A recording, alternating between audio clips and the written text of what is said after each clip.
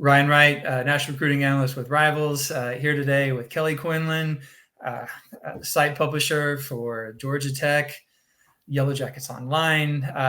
Jackets Wow. Online. All right. What is Jackets Online? I'm sorry.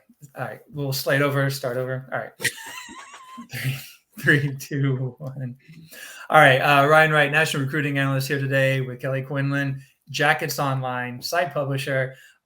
So Kelly, keeping track of Georgia Tech. I know it's a full-time job for you, but it was like double time going down. So lots going on. So Jeff Collins dismissed 4 games in. Brent Key comes in, does some amazing things. Georgia Tech starts winning. Will he get the job? Won't he? He does. They do some restructuring with the recruiting class. Gosh, so how do they close? I know they added a bunch of guys top to bottom. How do you feel about this class? It's interesting. They made a specific choice, and I talked to Brett Key about this yesterday, to go with guys that they felt like they could develop into things instead of star chasing. Jeff Collins really got caught in the star chasing pattern and ended up taking guys who were developmental 4 stars, if that would be the point, where like high 3-star guys that maybe got dropped by other schools later or saw their stars start to fade a little bit. He got caught up in that game of trying to chase some of those guys instead of relying on their evaluations. And in this case, they went and found like guys in Alabama that, like, so he brought Aaron Joe back from Alabama, from the University of Alabama, who's on Nick Saban's staff. Aaron knew some guys in Alabama from his time there that the Tide were not taking.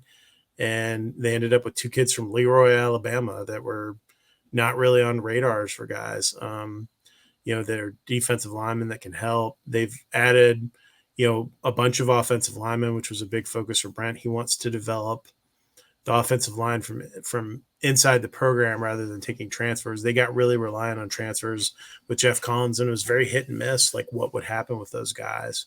And a lot of them ended up kind of being busts. And that's the position that's probably the most difficult to recruit at any level, whether you're Alabama or Georgia Tech, and develop guys. So they signed a bunch of them.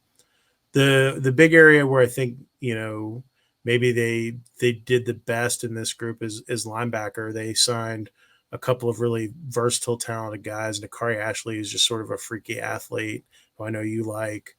And then, Ashton Heflin, who's a very solid middle linebacker type. And then they added Jacob Cruz, who's also sort of a freak athlete guy who I really liked, who played tight end, can play inside, outside linebacker, even could grow into defensive end. But then they also added some experience. They added Andre White from Texas A&M and Braylon Oliver from Minnesota, who are 2 guys that both started at their old schools.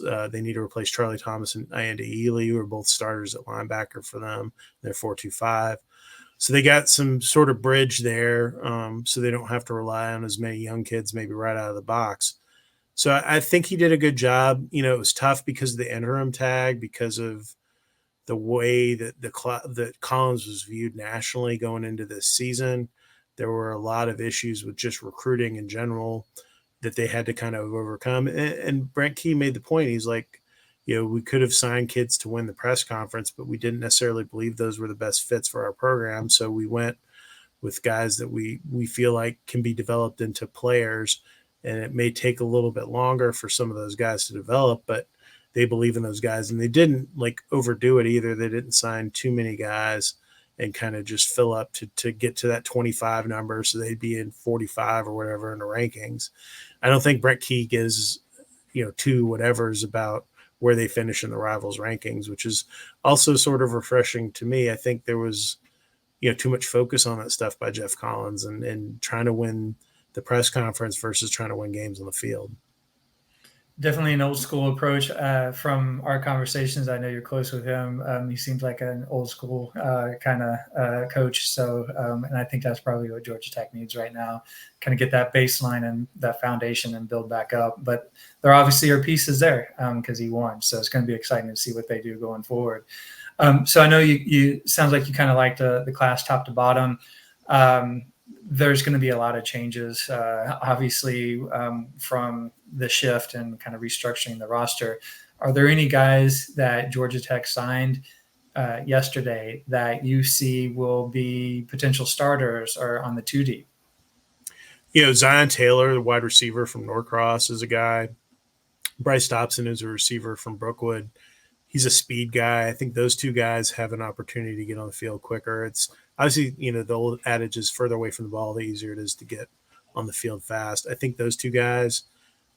Tay Seymour is a guy they're really high on. That's, some people recruit him as a linebacker. They like him as a strong safety. Has good speed. And the thing that Brent Key talked about that he really liked with him is his contact speed, which is something I think he took from Nick Saban, which is the speed at which you make contact should be as close to your 40 speed as you can, so you don't slow down when you go to hit somebody, you run through them. And he's really good at that, and that's something that excites them about that kid. They have Gabe Fortson, who's a kid I'm really big on as a center, was one of our top centers in the country in this class at Rivals, and I'm excited to see him. He's just kind of a student of the game, just old school. He's a little bit short, and I think that scared a few maybe of the bigger schools off of him. That was probably the thing keeping him back from being a 4-star guy, but he's as good of a high school center as I've seen in a long time in person. So I'm excited to see him. I'm wondering if he can, come in and push for some playing time as well. It's hard to get a true center. Some of the centers were pretty short this year.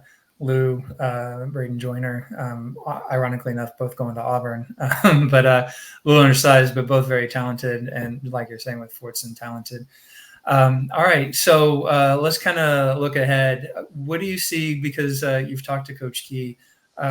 So we're in a dead period. It's going to open up between now and National Signing Day. Once things get going again, are they going to add more talent from the 2023 class, or do you think it's going to be more portal, a mix? How do you see the month of January going into that first Wednesday in February? So I would say the big thing that they still need right now is they really could use a high school quarterback. They don't have one in this class. They only have 3 on scholarship right now.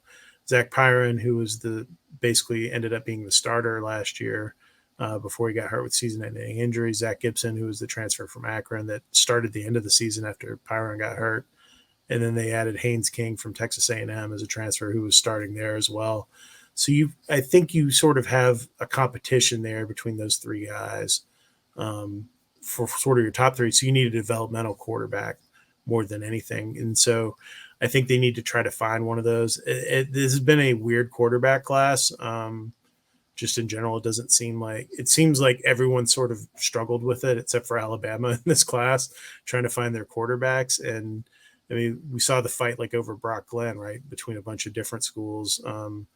He went from being a guy that was maybe a stretch take at Mississippi State to Ohio State, Florida State, all these schools fighting over him, right?